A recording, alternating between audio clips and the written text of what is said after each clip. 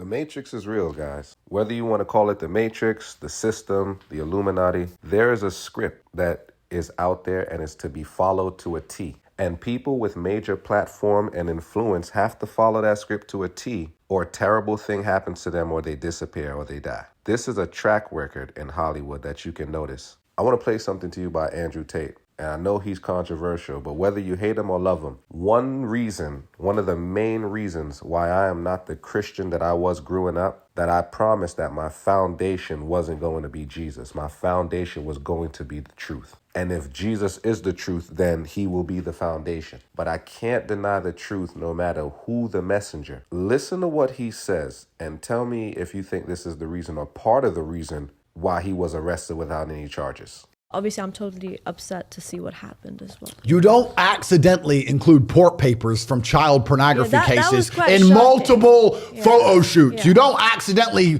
include references to Baal, a god which ate children, in multiple photo shoots. You don't accidentally include works of art that show children naked dancing around fires in multiple photo shoots. You don't accidentally put bondage gear with children on accident across multiple photo shoots. The odds of that being a statistical accident, you're better off, you can win the lottery. That's ridiculous. It was on purpose, completely satanic. They did it specifically, and they did it to show you and tell you what they're doing. One, because they're trying to assault your senses, and two, because if you actually understand the truth of Satanism, most people don't know this about the world. If you understand how Satanists work and think, Satanists believe in karmic retribution. They don't believe they're allowed to trick you.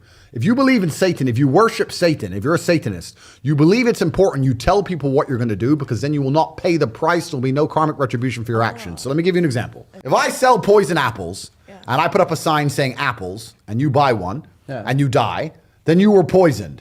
If I sell poison apples and I put up a sign saying poison apples and then you buy one and you die, you committed suicide. The fact that I told you what it was means I'm not guilty. I didn't murder you. You committed suicide. So when you do bad things, when you do evil things, the Satanist handbook, you can look this up yourself, the satanic religion says you have to make it clear to them what you're doing. And if they don't resist, if they don't stand up against it, then they are complicit. They're agreeing that what's happening is okay. So by telling you they're pedophiles and nobody do anything about it, they could sit there and go, well, everyone knew we're pedophiles. Look, it's obvious we're pedophiles and nobody cares.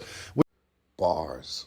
Under the auspices of karmic retribution, Satan worshippers are not allowed to trick you.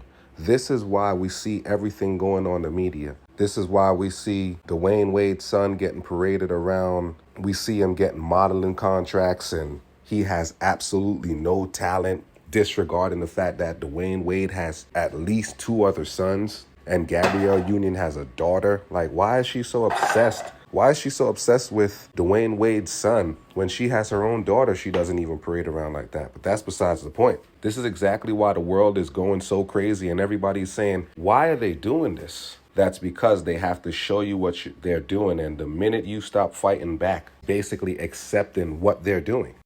Listen to this thing about Michael Jackson that Piers Morgan says, and tell me this isn't eerie. A business manager for Michael for a very long time. You've brought some fascinating tapes. These are audio tapes. And I want to just go through some of this because I once interviewed Michael in the late 90s. And I was struck that there was another Michael Jackson here, the businessman. And I want to play a tape before I come to you. This is him discussing with you, I think, about a plan to buy Marvel, the comic business, back in 2001 or 2, I think it was. Let's listen to this. We could easily go into Universal and buy. We would own Jaws, E.T., Close Encounters, you know, all the classics from Universal. Own all of that stuff. And that would allow us to do a Universal, a channel. Part of the Marvel channel can be not only the Marvel characters, but Marvel films like the catalog. We could do anything we want, from restaurants to retail, theme parks. Call me a conspiracy theorist, but the fact that he was working on all of this, and now that Kevin Feige did exactly what he said Michael was going to do, and now there's a Disney channel instead of a Marvel channel, this is what you call intellectual theft. Remember in Iron Man 1, when the guy said, just because you come up with an idea doesn't mean that you own it? You really think that just because you have an idea, It's this right here. And I'm sorry, but there was too many people who stood to gain with Michael Jackson dying. And now there's a Disney Channel. But let me know what you think in the comments. Like, comment, subscribe. Peace out.